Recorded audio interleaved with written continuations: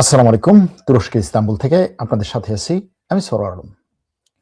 মার্কিন যুক্তরাষ্ট্র এবং ইরানের মধ্যে একটা স্থায়ী শান্তি চুক্তির জন্য পাকিস্তানের ইসলামাবাদে এই মুহূর্তে দেশের প্রতিনিধি দল বৈঠক করছেন। এই প্রথম যুদ্ধ শুরু হওয়ার পর এই প্রথম দুই পক্ষের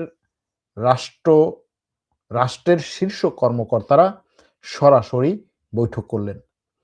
যে সমস্ত ব্যক্তিদেরকে আমেরিকা তার হিট লিস্টে অর্থাৎ পরবর্তীতে মারার টার্গেটে রেখেছিলেন, যাদেরকে আমেরিকা সারা বিশ্বের সামনে সরাসরি সন্ত্রাসী হিসেবে আখ্যা দিয়ে তাদেরকে খোঁজার জন্য হন্যে হয়ে তার দেশের এবং ইসরায়েলের গোয়েন্দা বিভাগকে কাজ দিয়েছিলেন, সেই ব্যক্তিদের সাথে সুদূর আমেরিকা থেকে উড়ে এসে ইসলামাবাদে বৈঠকে বসছেন মার্কিন যুক্তরাষ্ট্রের ট্রাম্পের পরবর্তী যারা আছেন গুরুত্বপূর্ণ প্রায় সবাই। মার্কিন যুক্তরাষ্ট্রের ভাইস প্রেসিডেন্ট জেডি ভ্যান্স, মার্কিন যুক্তরাষ্ট্রের রাষ্ট্রপতি ট্রাম্পের সবচেয়ে গুরুত্বপূর্ণ উপদেষ্টা এবং তার জামাতা জারেদ কুশনার এবং ট্রাম্পের মধ্যপ্রাচ্য বিষয়ক উপদেষ্টা উইটকফ, তারা বৈঠক করছেন ইরানের পররাষ্ট্রমন্ত্রী, ইরানের পার্লামেন্টের স্পিকার এবং আরো অন্যান্য কর্মকর্তাদের সাথে। মধ্যস্থতা করছে পাকিস্তান। এই বৈঠক থেকে কি ফল আসে সেটার জন্য সারা বিশ্ব চেয়ে আছে। এখান থেকে কি একটা স্থায়ী যুদ্ধবিরতি বা শান্তি চুক্তি আসবে, নাকি এই বৈঠকের পরে আবার সবকিছু ভেঙে যাবে এবং নতুন করে পাল্টা আক্রমণ হবে? মার্কিন প্রেসিডেন্ট ডোনাল্ড ট্রাম্প এই বৈঠক যখন চলছে তখন তিনি তার সোশ্যাল মিডিয়া এবং মার্কিন গণমাধ্যমে ব্যাপক পরিমাণে তার শব্দবোমা করেই যাচ্ছেন।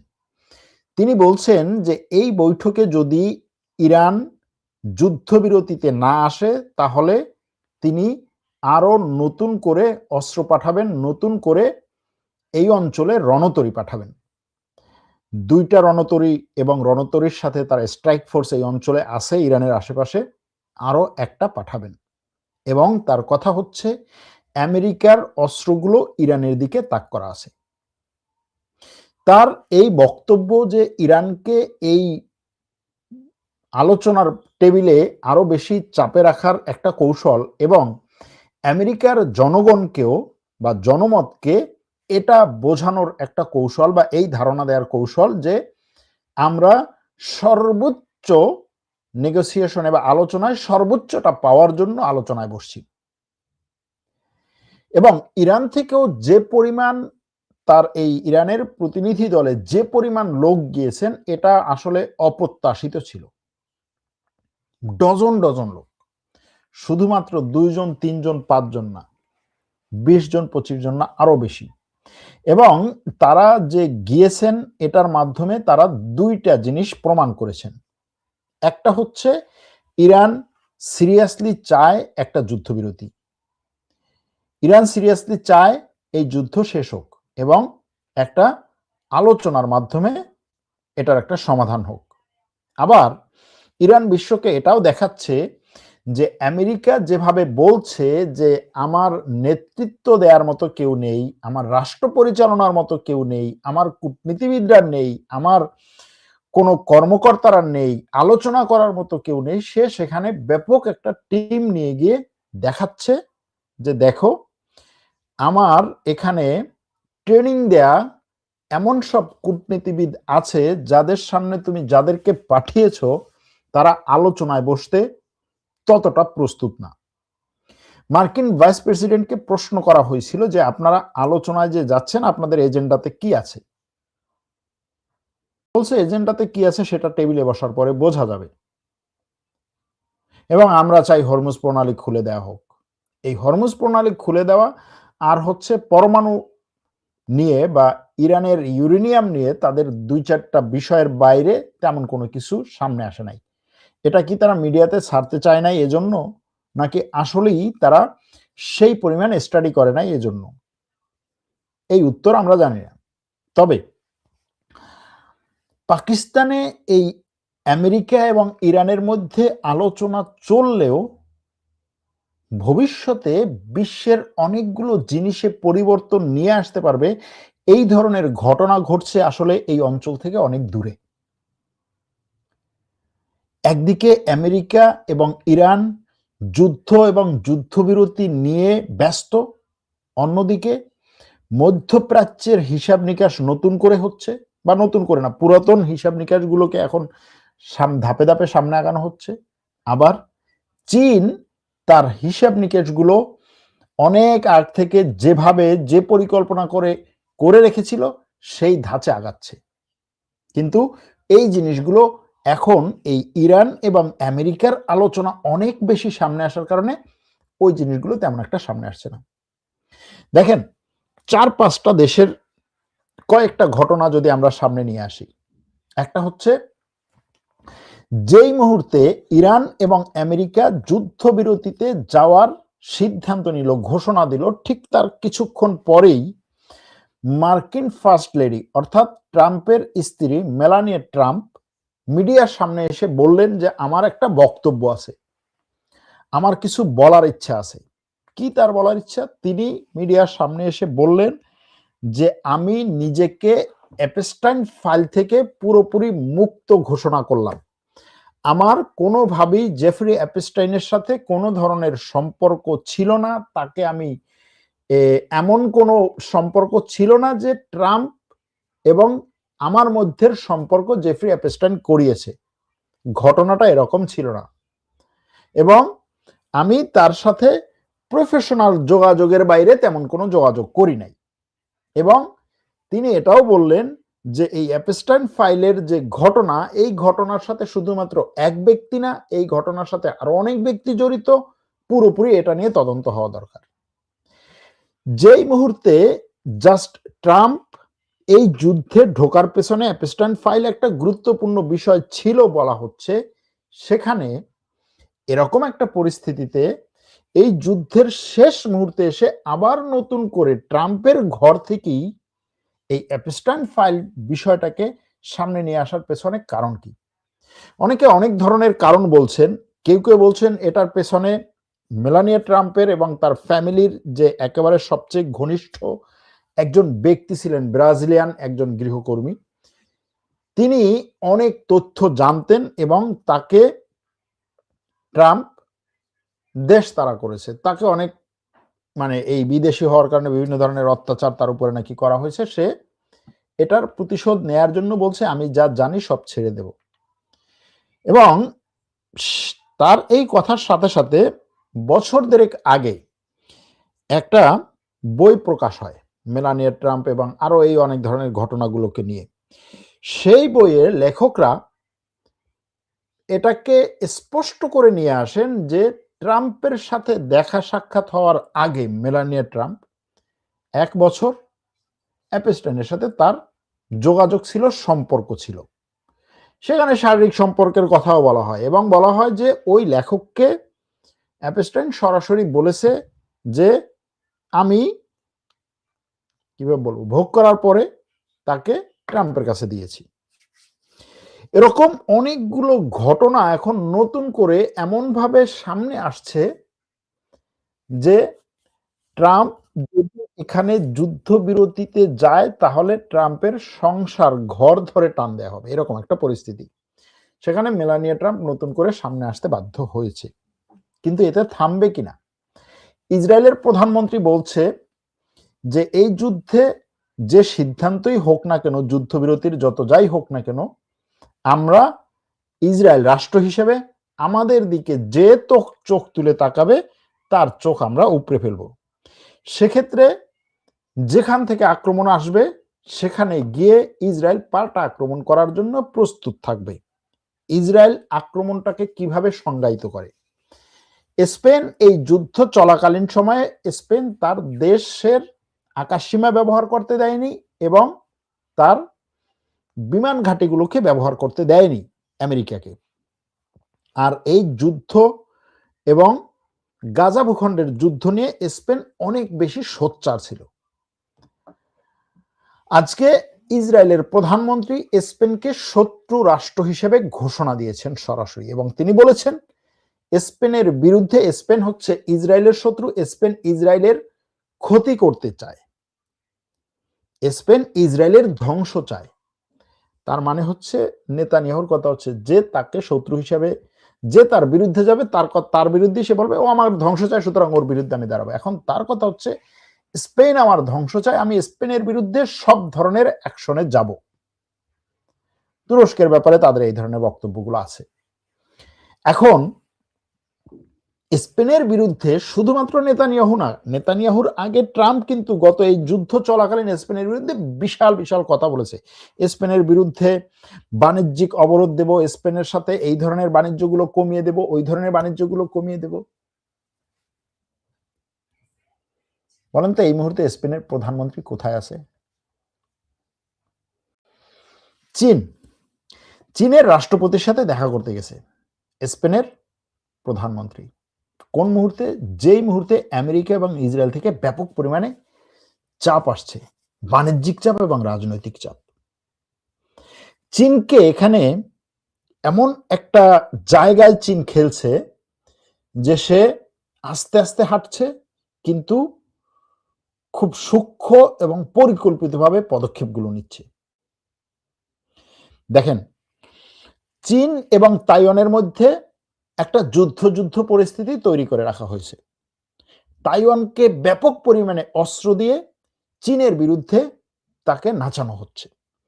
যদি আমরা চীন এবং তাইওয়ানের শক্তিটাকে তুলনা করি, শুধুমাত্র সামরিক শক্তি না, তাইওয়ানের কৌশলগত শক্তিটাকেও যদি, যেমন ইরানের কিন্তু হরমুজ প্রণালী কৌশলগত একটা শক্তি ছিল, তাইওয়ানের কৌশলগত শক্তিটাকেও যদি মূল্যায়ন করা হয়, তাহলে চীন হচ্ছে একটা হাতি, তাইওয়ান হচ্ছে একটা ইঁদুর। এখন আপনি ইঁদুরকে ব্যাপক পরিমাণে সুন্দর করে সাজিয়ে টাজিয়ে হাতির সামনে দিতে পারেন যে তুমি হাতিকে ভয় দেখাও, লাফাও, নাচ দেখাও, এটা করো সেটা করো, তোমাকে আমি হচ্ছে কি বলে লেজুর দিয়ে হচ্ছে তুলে হাতের পিঠে বসিয়ে দিতে পারবো। এই পরিস্থিতিতে চীন কি করেছে? চীন একদিকে সামরিক প্রেসার রেখেছে, অন্যদিকে তাইওয়ানের বর্তমান সরকারের যে দল আছে তার বিপরীত দলগুলোকে, যারা ভবিষ্যতে সরকারে আসতে পারে, সেই দলের সাথে বহু বছর ধরে যোগাযোগ করে এখন এমন একটা জায়গায় এসেছে, বিরোধী দলীয় প্রধান 6 দিনের জন্য চীন সফরে গেছেন এবং চীনের রাষ্ট্রপতি শি জিনপিং এর সাথে বৈঠক করছেন। কোন সময়? যখন ইরানকে নিয়ে আমেরিকা ব্যাপক পরিমাণে ঝামেলার মধ্যে আছে। ইরানে আক্রমণ করে আমেরিকা কি পেয়েছে তার চেয়ে বড় জিনিস হচ্ছে, ইরানে আক্রমণ করে আমেরিকা যেই ঝামেলার মধ্যে পড়েছে সেখান থেকে এখন সে উঠতে পারছে না, সেখান থেকে সে বের হতে পারছে না। আমেরিকার রাষ্ট্রপতি আজকে বলছেন যে হরমুজ প্রণালী আবার খুলে দেওয়া হবে। হরমুজ প্রণালী খুলে দেওয়ার জন্য চীনের আসা দরকার, জাপানের আসা দরকার, দক্ষিণ কোরিয়ার আসা দরকার, ইউরোপের আসা দরকার, কারণ এই সমস্ত দেশ হরমুজ প্রণালী থেকে তেল নেয়। চীন এক কথায় উত্তর দিয়েছে, হরমুজ প্রণালী তো বন্ধ ছিল না, তুমি হরমুজ প্রণালী বন্ধ করতে বাধ্য করেছো দেশটাকে, তুমি সিচুয়েশন তৈরি করেছো, এখন খোলার দায়িত্ব তোমার। এবং চীনের আরো একটা কথা, সেটা হচ্ছে হরমুজ প্রণালী এখনো বন্ধ না।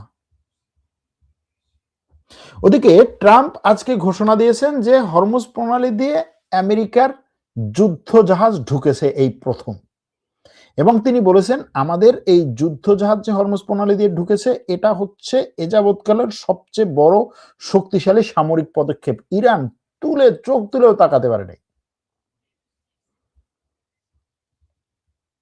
জাতিসংঘে নিযুক্ত ইরানের যে স্থায়ী সদস্য বা স্থায়ী দূত, তার অফিস থেকে বলা হয়েছে যে আমেরিকার একটা যুদ্ধ জাহাজ ইরানের কাছ থেকে অনুমতি না নিয়ে হরমুজ প্রণালী পার হতে যাচ্ছিল।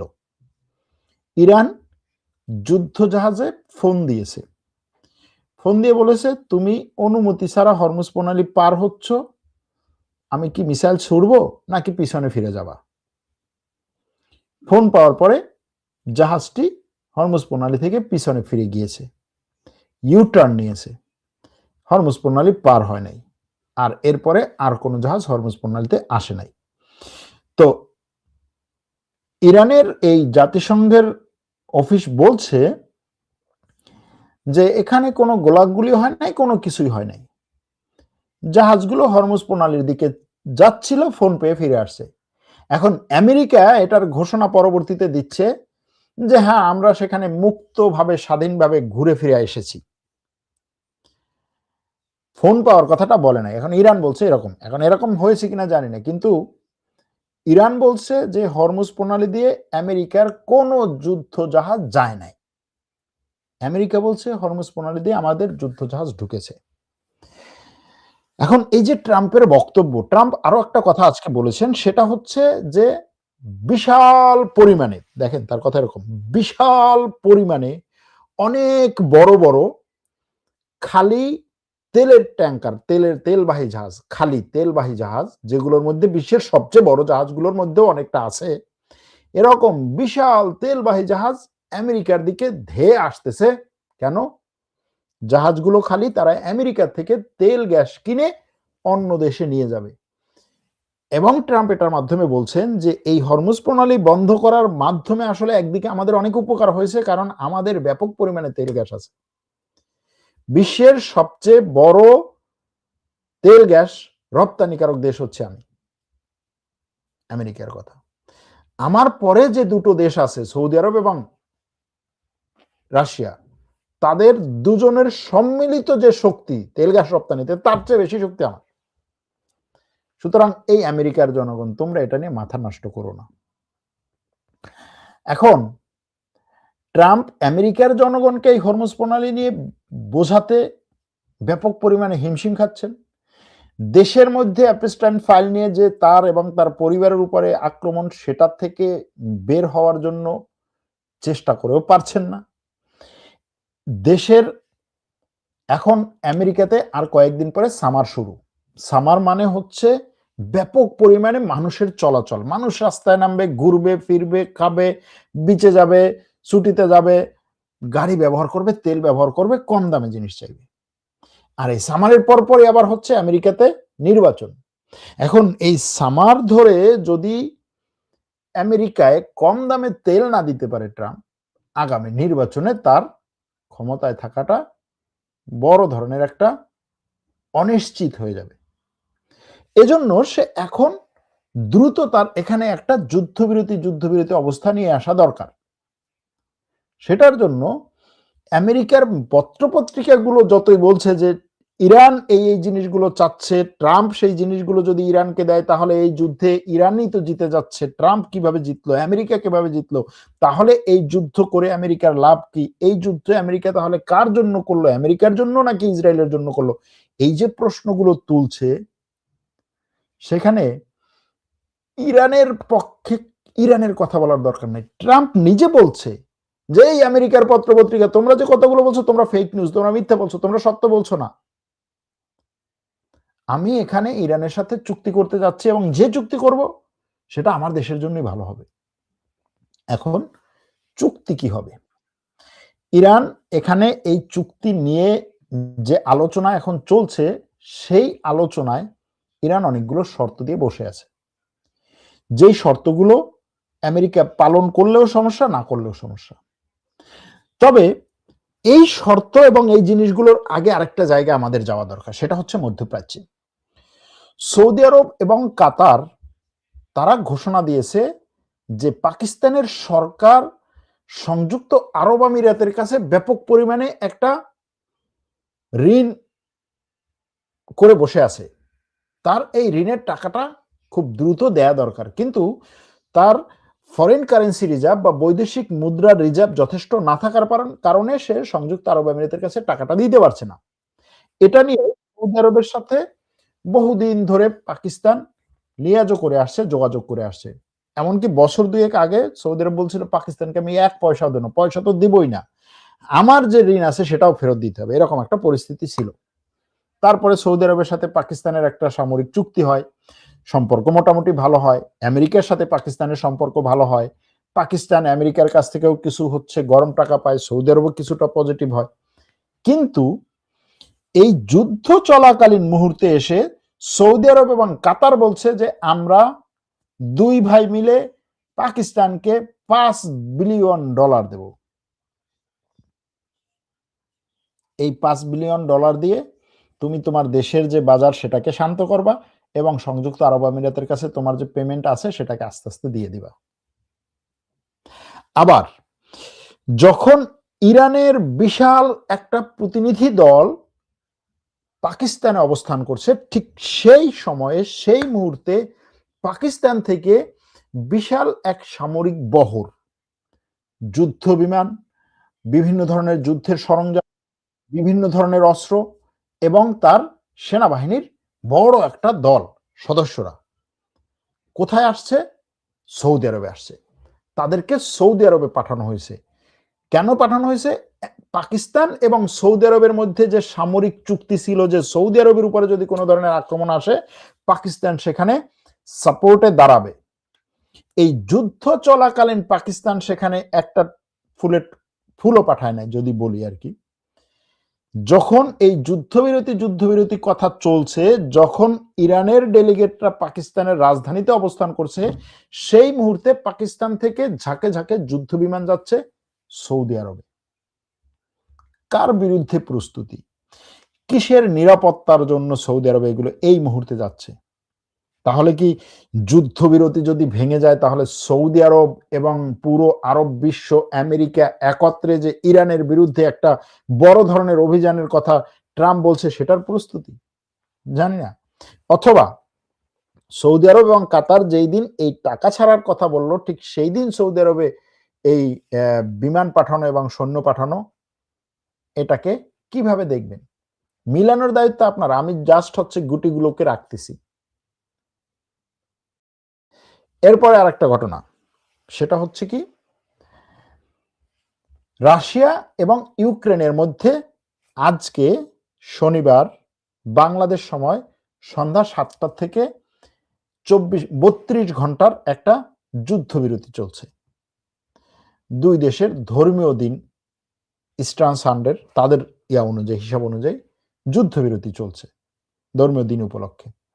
এখন এই যুদ্ধবিরতি দুই দেশের মধ্যে আলোচনা হয়েছে, এটা পরবর্তীতে একটা স্থায়ী যুদ্ধের সমাধানে যেতে পারে এবং সেরকম একটা স্থায়ী যুদ্ধের সমাধানে যদি যায় সেটা রাশিয়ার জন্য আগামীতে আরো বড় পরিকল্পনা করার পথ উন্মুক্ত করে দিবে। আর ট্রাম্পকে দিয়ে ইসরায়েল যে ন্যাটোকে দুর্বল করতে চাইছে, অথবা আমেরিকা যেটা বলছে যে আমি ন্যাটো থেকে বের হয়ে যাব, অর্থাৎ ন্যাটোকে অকেজো করব, এটাকে অনেকে এরকম দেখছেন যে ন্যাটো যদি অকেজো হয়ে যায় এবং ন্যাটোর যে ধারাগুলো, সেই ধারাগুলো যদি ন্যাটোর সদস্য দেশের উপরে প্রয়োগ করা না হয় তাহলে ইসরায়েল এবং সাইপ্রাস যে সামরিক চুক্তিতে শক্তিশালীভাবে আগাচ্ছে সেটার মূল পরিকল্পনা হচ্ছে সিরিয়াকে দখল করা, সিরিয়ার একটা বড় অংশ দখল করা ইসরায়েলের, এবং সেই বড় অংশ দখলে ইসরায়েলের সাথে তুরস্কের একটা যুদ্ধ লাগবে। তো তুরস্ক যেহেতু ন্যাটোর সদস্য দেশ, সেহেতু ন্যাটোর অন্য সদস্য দেশগুলো সেরকম একটা পরিস্থিতিতে তুরস্কের পাশে দাঁড়ানোর মতো পরিস্থিতি হতে পারে। ন্যাটো যদি অকেজো হয় তাহলে ন্যাটোর সদস্য দেশও তখন তুরস্কের বিরুদ্ধে যুদ্ধে দাঁড়াতে পারে, এরকম একটা থিওরি নিয়ে নাকি আগাচ্ছে। অন্যদিকে তুরস্ক থেকে সোমালিয়াতে পাঠানো হয়েছে একটা তেল গ্যাস অনুসন্ধানকারী জাহাজ। এই জাহাজটা পাঠানোর পরে সোমালিয়ার সরকার এটাকে নিয়ে বলছে যে সোমালিয়ার ইতিহাসে এর চেয়ে বড় ধরনের কোনো সাপোর্ট নাই সোমালিয়ার ইতিহাসে। কারণ হচ্ছে এই জাহাজ পাঠানোর মাধ্যমে তুরস্ক সোমালিয়ার জলসীমায় যে ব্যাপক পরিমাণে তেল গ্যাস আছে বলে ধারণা করা হচ্ছে সেটাকে উত্তোলনের একেবারে অ্যাক্টিভ এবং কার্যকর পদক্ষেপ নিচ্ছে। এর আগে সোমালিয়ার সরকার তার এই তেল গ্যাস উত্তোলন নিয়ে পশ্চিমা অনেক কোম্পানির সাথে চুক্তি করেছিল, কিন্তু তারা সামনে আগায় নাই, দিনের পর দিন এই চুক্তিগুলোকে করে রেখেছে। এখন এই তুরস্কের জাহাজ সেখানে যে তেল গ্যাস অনুসন্ধান করবে সেটার সাথে ওই অঞ্চলে, সোমালিয়া কোন জায়গায়? সোমালিয়া হচ্ছে বাব আল মানদেবের একটু পাশে দক্ষিণে। সেখানে এই জাহাজকে নিরাপত্তা দেওয়ার জন্য তুরস্কের যুদ্ধ জাহাজ থাকবে। এই জাহাজকে নিরাপত্তা দেওয়ার জন্য তুরস্কের এয়ার ডিফেন্স সিস্টেম থাকবে। সোমালিয়াতে তুরস্ক একটা মহাকাশ গবেষণা কেন্দ্র বলা হচ্ছে, কিন্তু মিসাইল লঞ্চার কেন্দ্র বসিয়েছে অলরেডি। এটাকে ওই অঞ্চলে আবার তুরস্কের বড় করে একটা সামরিক আর অর্থনৈতিক পদক্ষেপ। এর বাইরে মধ্যপ্রাচ্যে এই যে যুদ্ধ চলছে, এই যুদ্ধে মধ্যপ্রাচ্যের দেশগুলো থেকে যে একটা ক্যাপিটাল বের হয়ে যাচ্ছে সেটাকে বিভিন্ন দেশ টানার চেষ্টা করছে। তার মধ্যে একটা হচ্ছে স্পেন, আরেকটা হচ্ছে তুরস্ক, আরেকটা হচ্ছে গ্রিস। এই দেশগুলো টানার চেষ্টা করছে যে ওখানের ক্যাপিটালটা, ওখানের পুঁজিটা এই সমস্ত দেশে আসুক। এজন্য তুরস্কের সরকার বিভিন্ন ধরনের সুযোগ সুবিধার কথা আলোচনায় নিয়ে আসছে, যে বিদেশি যারা আসবে নির্দিষ্ট সেক্টরে বড় বড় ইনভেস্ট করবে তাদের জন্য হচ্ছে শুল্ক মুক্ত করে দেবে, এরকম অনেকগুলো জিনিস নিয়ে আসছে। তারপরেও তুরস্কের এখানে অনেক ধরনের অনিশ্চয়তা আছে, বিভিন্ন ধরনের বিষয় আছে, এগুলো নিয়ে পরে একটা ভিডিও করব। এখন এই তুরস্কের সোমালিয়াতে পদক্ষেপ, একই সাথে তুরস্কের সেনেগালে পদক্ষেপ, আজকে সেনেগালের সাথে তুরস্কের নতুন কিছু চুক্তি টুক্তি হয়েছে। এর মধ্যে ইউগান্ডা বসে বলছে যে দুনিয়ায় যদি সমস্যা কেউ থাকে সেটা হচ্ছে তুরস্ক। দুনিয়ায় যদি ঝামেলা কেউ করে থাকে, দুনিয়ায় ঝামেলা যদি কোনো একটা দেশ থাকে সেটা হচ্ছে তুরস্ক। তুরস্কের বিরুদ্ধে সব ধরনের পদক্ষেপে আমি প্রস্তুত। হঠাৎ করে কেন? বলছে আফ্রিকা থেকে তুরস্কে সরে যেতে হবে, আফ্রিকা থেকে তুরস্কে সরে যেতে হবে, এবং তুরস্ককে সরানোর জন্য যে কোনো পদক্ষেপে আমি প্রস্তুত আছি। কে বলছে? উগান্ডার সেনা প্রধান। আপনি যদি এক সপ্তাহ আগের একটা খবরে যান, উগান্ডার এই সেনাপ্রধান বলেছিল যে ইরানের বিরুদ্ধে ইসরায়েলের যুদ্ধে উগান্ডা ইসরায়েলে 1.5 লাখ সৈন্য পাঠাতে প্রস্তুত। মিলান একটা মিলান কেমনে মিলে যায়। তো এই হচ্ছে বিশ্বের হিসাব নিকাশ। এই হিসাব নিকাশে ইউরোপের পররাষ্ট্র বিষয়ক যে প্রধান রিপ্রেজেন্টেটিভ, তাকে জিজ্ঞেস করা হয়েছিল যে এখন এই আমেরিকা এবং ইরান যুদ্ধে বলা হচ্ছে যে ইউরোপ শুধুমাত্র হচ্ছে ঘেউ ঘেউ করা কুকুর, শুধু কথা বলে কাজের কাজ কিছু করে না, এবং ইউরোপের আসলে কাজ করার মতো কোনো ক্যাপাসিটি নাই। এই ব্যাপারে আপনার মন্তব্য কি? সে বলছে দেখেন, মধ্যপ্রাচ্যের দেশগুলোর সাথে আমাদের বিভিন্ন ধরনের সম্পর্ক আছে, আমরা তাদের জন্য অনেক কিছু করছি। তার কথা, তাদের জন্য আমরা অনেক কিছু করছি। মধ্যপ্রাচ্যে এই যে ফিলিস্তিনের উপর আক্রমণ হলো সেটা নিয়ে আমরা ইসরায়েলের বিরুদ্ধে ব্যাপক পরিমাণে হচ্ছে হামকি ধামকি দিয়েছি, অনেক কিছু করেছি, অর্থনৈতিক সাপোর্ট দিছি, কিন্তু মধ্যপ্রাচ্যের দেশগুলো আমাদের সাথে এই সাপোর্টে যোগ দেয় নাই। কোথায় যোগ দেয় নাই? রাশিয়া ইউক্রেন যুদ্ধে আমাদের পক্ষে দাঁড়ায় নাই মধ্যপ্রাচ্যের দেশগুলো। সুতরাং এটা তো সাপোর্টটা তো একদিক থেকে হতে পারে না, দুই দিক থেকে হওয়া দরকার। এখানে বলে কথা শেষ করছে। তার মানে হচ্ছে ইউরোপ এই জায়গায় মধ্যপ্রাচ্যের দেশগুলোকে যথেষ্ট পরিমাণে সাপোর্ট দিচ্ছে না, যথেষ্ট পরিমাণে সাপোর্ট দিচ্ছে না। আবার ইউরোপকে প্রশ্ন করা হয়েছে যে ট্রাম্প এই হরমুজ প্রণালী নিয়ে যে পরিস্থিতি তৈরি করেছে, এই পরিস্থিতিতে ইউরোপ কি করতে চায়? যদি ট্রাম্প আবার নতুন করে যুদ্ধ করে, ইউরোপ সেই যুদ্ধে ঢুকবে কিনা? ইউরোপের পক্ষ থেকে বলা হয়েছে ইউরোপ এই ধরনের একটা যুদ্ধের জন্য প্রস্তুত না এবং যুদ্ধ করবে না। এর মধ্যে ইসরায়েল লেবাননে হামলা কন্টিনিউ করছে। লেবাননে আজকেও ইসরায়েল মানুষ মেরেছে, প্রায় 15 জন কমপক্ষে লেবাননে হত্যা করেছে আক্রমণ করে। ইরান এই আলোচনায় গিয়ে বলছে যে আমার এই আলোচনা শুরু করার জন্য 2টা শর্ত।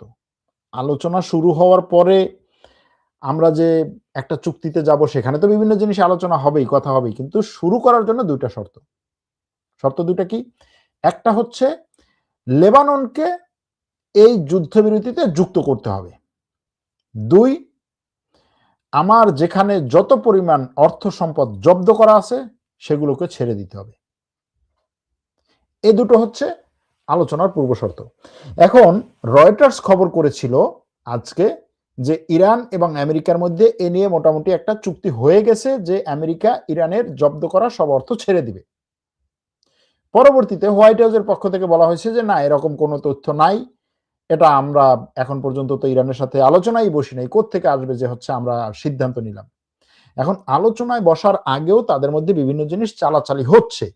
এই যে আলোচনায় বসার জন্য শর্ত, একটা শর্ত দেয়া, পরবর্তীতে আরেকটা শর্ত দেয়া, সেই শর্তগুলো মানা না মানা, এগুলো নিয়ে কথা হচ্ছে। সুতরাং হয়তোবা এই জিনিসটি মেনে নিতে পারে আমেরিকা।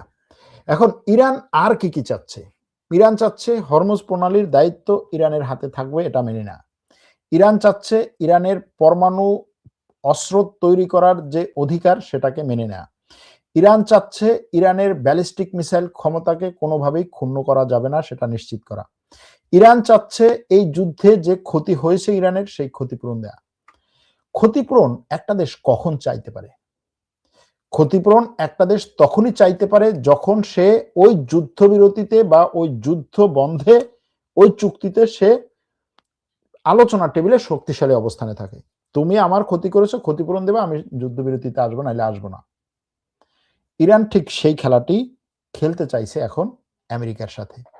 আর আমেরিকার যে অবস্থা, তাতে ট্রাম্পের কথাবার্তায় যেটা মনে হচ্ছে যে আমেরিকা যে কোনো কিছু করেই হোক একটা যুদ্ধবিরতি চায়, এবং এই যুদ্ধবিরতির দায়িত্ব পাকিস্তান নেয়ার কারণে পাকিস্তান এখন এই পর্যন্ত যে সে সফলভাবে এসেছে সেটার জন্য বিশ্বের কাছে এখন পাকিস্তান নিজেকে একটা বড় একটা খেলোয়াড় হিসেবে প্রতিষ্ঠা করছে। এবং এই যে খেলোয়াড় হিসেবে প্রতিষ্ঠা করছে, হয়তোবা এটার জন্যই, অর্থাৎ ইরান এবং আমেরিকার মধ্যে একটা মধ্যস্থতা হোক, সেই মধ্যস্থতার দায়িত্ব পাকিস্তান নেক, পাকিস্তান সেই দায়িত্ব নিয়ে তার নিজেকে যেভাবে বলা হবে সেভাবে এই ঘটনাটা বা এই কি বলে এই আলোচনার টেবিলটা পরিচালনা করুক। এটার জন্য এখন আজকে এই যে আমেরিকার পক্ষের দুটো দেশ, সৌদি আরব এবং কাতার, $5 বিলিয়ন দিচ্ছে, যদি এইভাবে বলি। এখন ট্রাম্প বিভিন্নভাবে বিভিন্ন ধরনের কথা বলবে, কিন্তু সেই সমস্ত কথার মধ্য থেকে আমাদের যেই কথাগুলো বেছে নেওয়া দরকার, যেমন যেই দিন ট্রাম্প একেবারে পাল্টা আক্রমণের কথা বলেছিল, পরমাণু আক্রমণ হতে পারে এরকম বলেছিল, সেদিন পর্যন্ত আমাদের কথা ছিল যে ট্রাম্প যে কোনো করেই হোক একটা যুদ্ধবিরতি চায়। এখন ট্রাম্প বলছে যে আমি হরমুজ প্রণালী খুলে দেওয়ার বা হরমুজ প্রণালী পরিষ্কার করার জন্য কাজ করছি, এবং হরমুজ প্রণালীতে মাইন বসানোর জন্য ইরানের যে 28টা জাহাজ ছিল সেই জাহাজগুলোকে আমি ধ্বংস করে একেবারে পানির অতল গহ্বরে পাঠিয়ে দিয়েছি। এটা হচ্ছে ট্রাম্পের কথা। এখন এই মাইনগুলোকে পরিষ্কার করার জন্য আমাকেই আসতে হবে, কারণ ইরান নিজেও জানে না এই মাইনগুলো কোথায় কোথায় এখন আছে। এটা হচ্ছে ট্রাম্পের কথা। এর পরপরই আমেরিকার সেন্টকম, সেন্ট্রাল কমান্ড কোত্থেকে বলছে যে তারা এই হরমুজ প্রণালী পরিষ্কার করার জন্য, হরমুজ প্রণালী খুলে দেওয়ার জন্য তারা এখন এই মাইন এবং মিসাইল ধ্বংসকারী জাহাজ নিয়ে এসে তারপরে অপারেশন চালাবে বা অপারেশন চালানো শুরু করছে, এরকম একটা কথা বলছে। এখন হরমুজ প্রণালী যেহেতু এই যুদ্ধের একেবারে কেন্দ্রবিন্দুতে আছে, সুতরাং হরমুজ প্রণালী নিয়ে ভবিষ্যতে আরো অনেক আলাপ আলোচনা হবে।